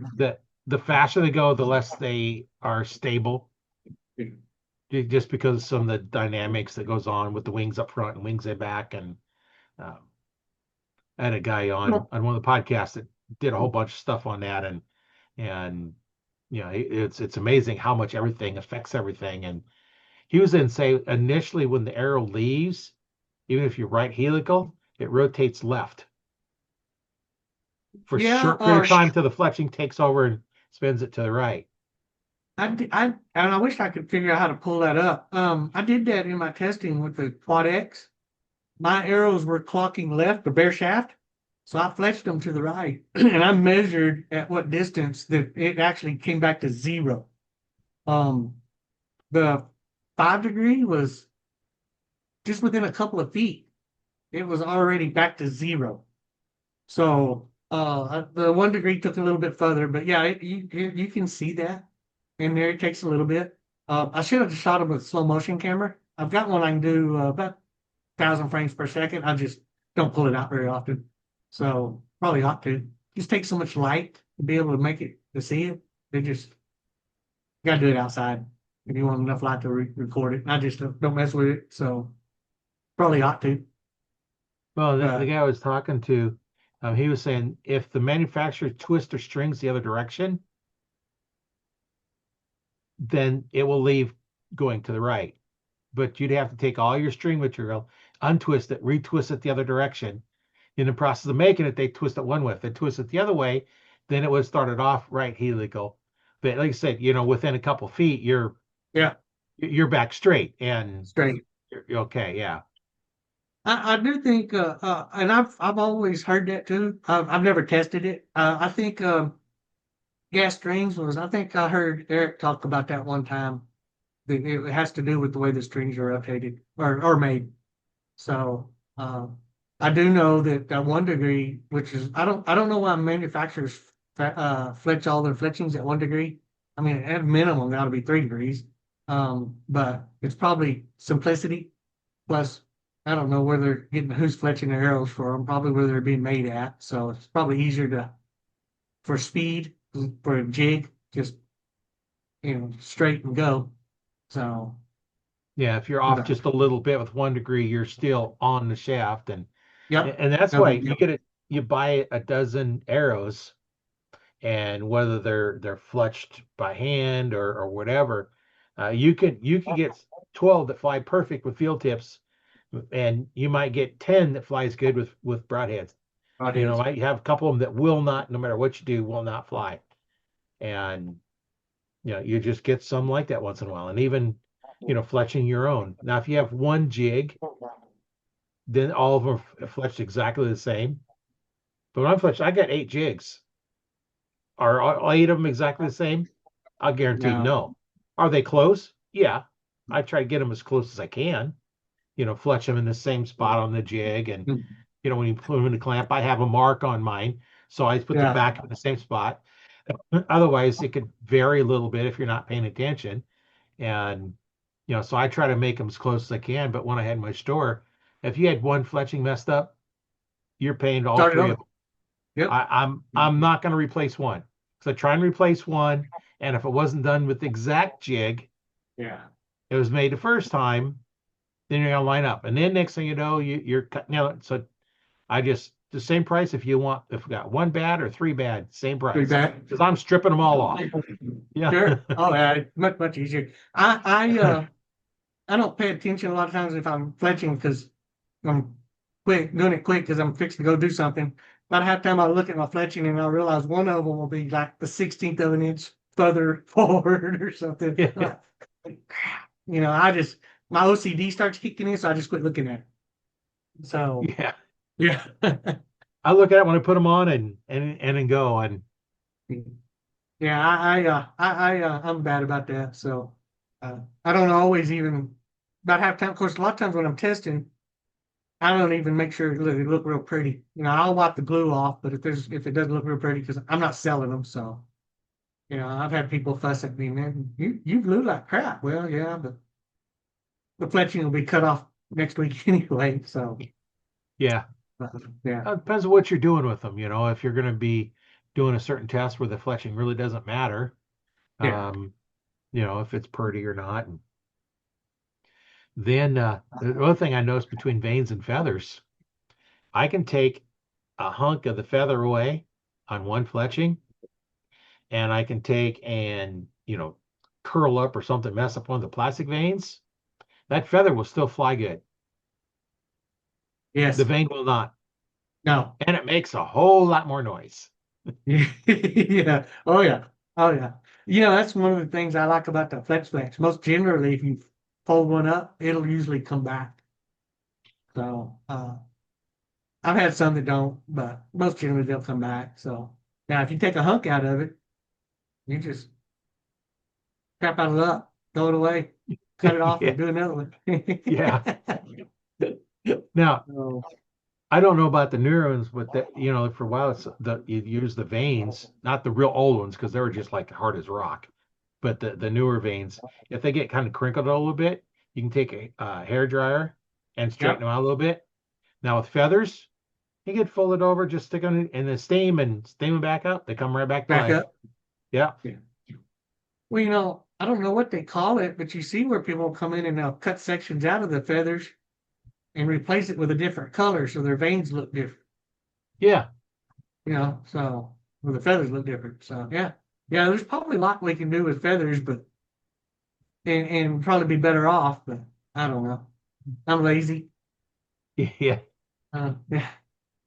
So, but Yeah, so if you're out in the rain, the veins are a little bit nicer than the feathers, but nicer. I just keep them in my quiver, and when the one I have knocked gets messed up too much, I just swap them out for a drier one, Yeah. and then Well, just go from there. And don't they make spray or something you can put on them? yeah, yeah, Yeah. they got Fletch Dry. It's a little spray or a little powder you put on them. It helps keep them dry, but I don't worry about it because if it's raining that much.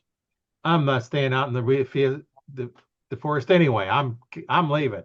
I'm not. Yeah. Once I've gone through all six of my arrows and it's still raining, I'm going home. Yeah. Oh yeah. I'm definitely a fair weather hunter. Even where I'm at, it'll get below zero. I don't go out. I'll let it warm up a little bit. I like that 35 to 55, but about half the time, I've been covered up in long johns and sweats and everything in December, freezing to death. And then I've been sitting out there in a t-shirt and my underwear because it's so dang hot, so our Yeah, weather's, and that may be within the same weekend, yeah. so yeah, Here but a couple years ago, I was down by Austin, and um, it had a cold front come through, and I even had snow one time when I went down there. Went down there a couple times, and I, yeah, they had snow, and it's like, oh, okay, big deal. I'm coming from Nebraska, so, but it was cold. They had part of the event was outside, and the people from Texas and warmer states. Yeah, they were freezing because they were Freezing. not prepared for cold weather. Even though I had heaters out there, Yeah, um, I it's like I just put my heavy coat on, you know, yeah, and it's like, okay, I'm good. I'm warm because I'm used to weather colder than this. yeah. Yeah, yeah, Shoot, and then you bring blankets. The next day, everybody, had blankets and stuff to cover up with, but well, I use for my camo if I'm sitting out, I use ASAT net because it doesn't matter what I got under it. So I layer up with long johns and sweats, and then I just always just let it cover that net. So, but now if I'm in a ground blind, I've been known to bring a heater with me. You yeah, know, one of them Big Daddies or whatever they're called. yeah, Yeah, yeah, yeah. I mean, it don't seem to bother them animals too much. You know, if it does, then just turn it off and they'll come back. So usually, so pigs don't. Once a pig leaves, he's gone. yeah. You know. Well, and I've been in a blind a couple of times, and I've got all my stuff to keep me warm, my big coveralls and stuff. Hmm. Well, I don't wear them in because I get too hot. Yes, And in a yes, brown, it's like I never put them on. yeah. Or worse, I'll put the pants on. Leave the bibs and the pants on, and leave the jacket off because really don't need it. And that's the Well, nice thing that's why about I like to blind. layer. I like to layer because I'll peel when I'm in the ground blind. I'll peel off. So, because like the Diamond Sea, everything down there is in them ground blinds. Them I don't know if they're called turtles or something like that. They're plastic. Uh, Now when it's hot, them blinds are miserable.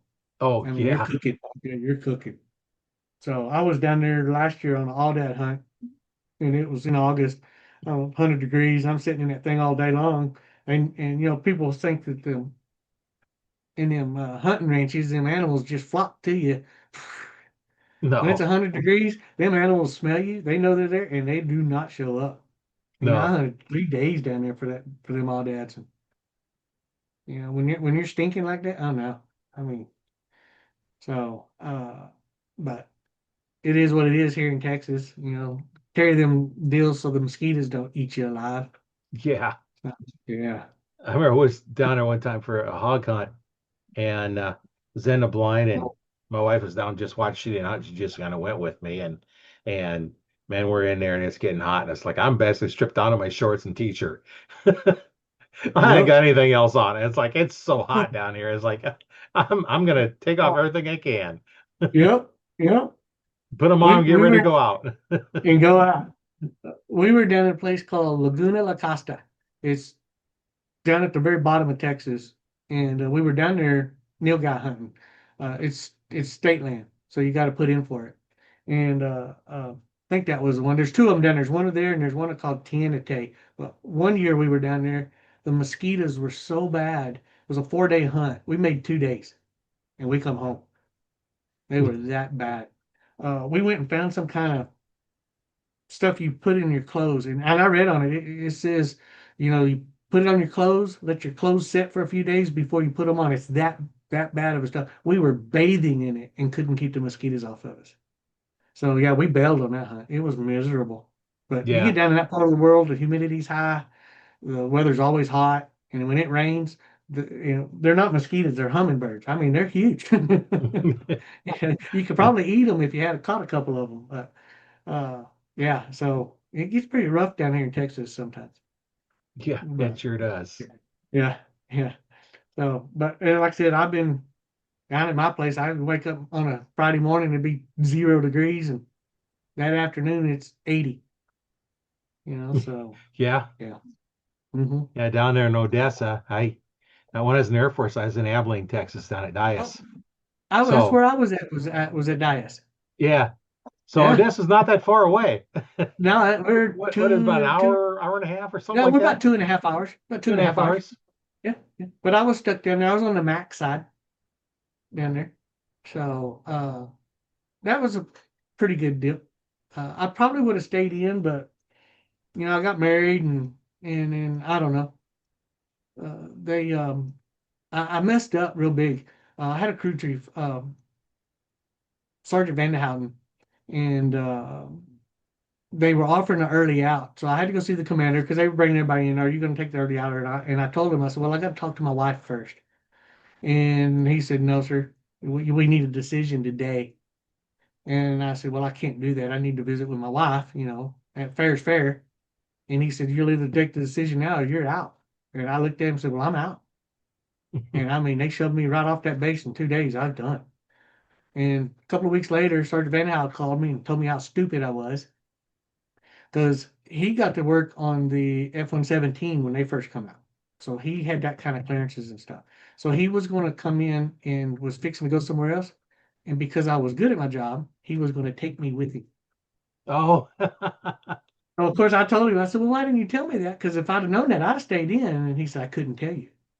And I'm thinking, well, you jerk butt. But yeah, I wouldn't be where I'm at now. So, yeah.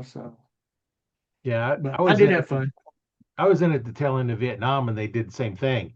I had Yeah. so many people. It's like, hey, off you early out, and the way that one worked was you trade one active for two reserve, Right. and Right. and then the deal was if they didn't need your career field in that area, then you had no reserve commitment. Mm-hmm. Well, I was graphics, and they had three. It was authorized one. So I got out, didn't have any active reserve commitment. Of course, you always have, the inactive for the rest of that term Inactive. plus the 10 years Yeah. after. And, so you end up with, 13, 14 years inactive reserve, which they can recall you any time, but Yeah. they didn't. I got I got recalled once during inactive, but all it was to see if we'd show up. Oh, Yeah. We showed up. They run us through a bunch of stuff, and then told us to go home. But they were just seeing who'd show up. I'm sure. And yeah, we had to go to Goodfellow down there in San Angelo. That's where we went. yeah. Yeah. So, but I enjoyed the military. Like I said, I spent time in Desert Storm.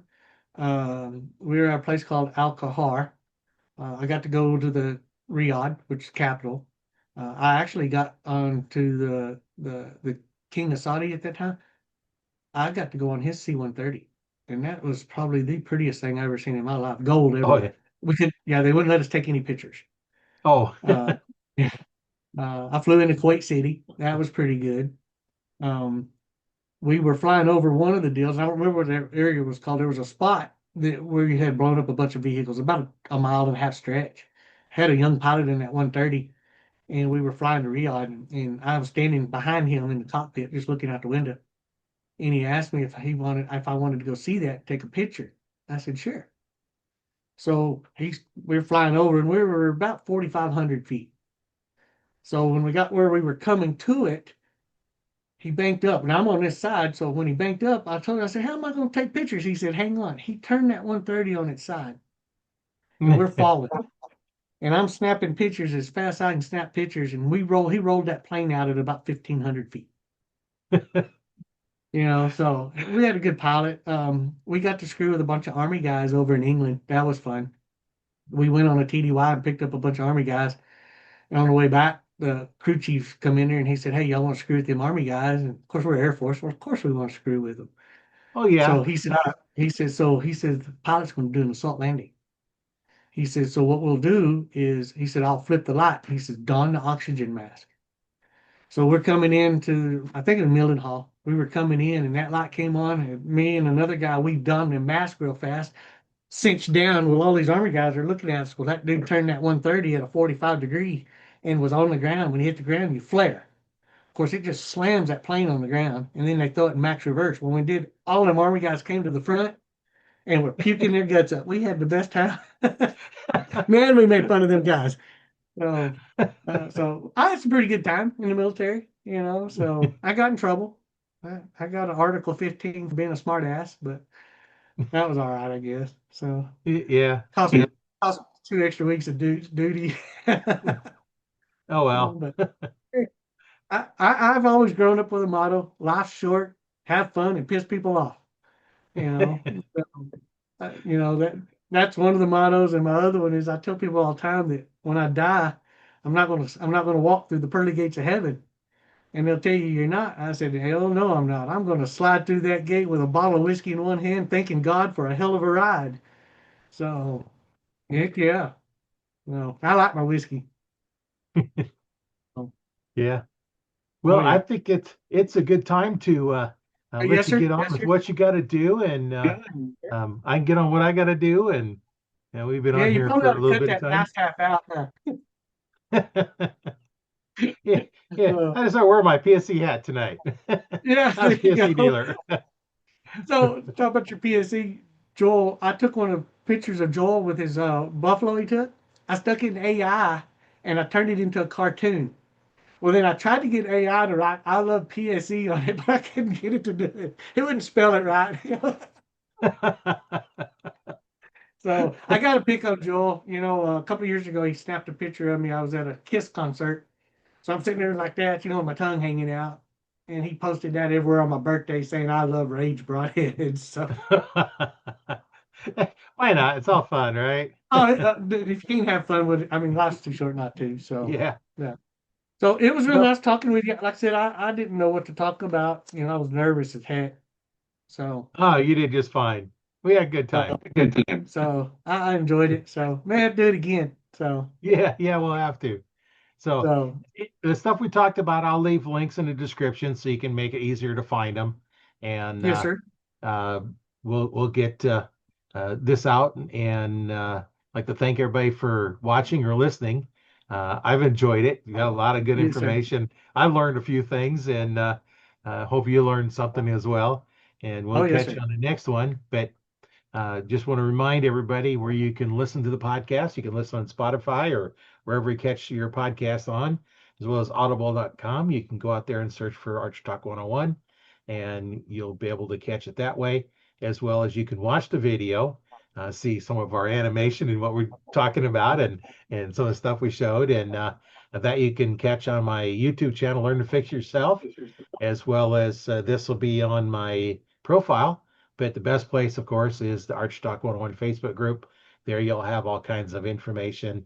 Uh, those that are running events will post the events, but you can ask questions. Just if you have a question, just post it. Somebody will be able to help you.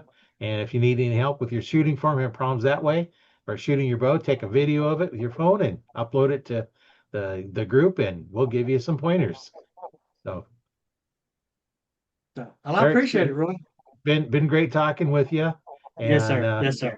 we'll talk to you again later, and we'll see everybody on the next one. Yes, sir.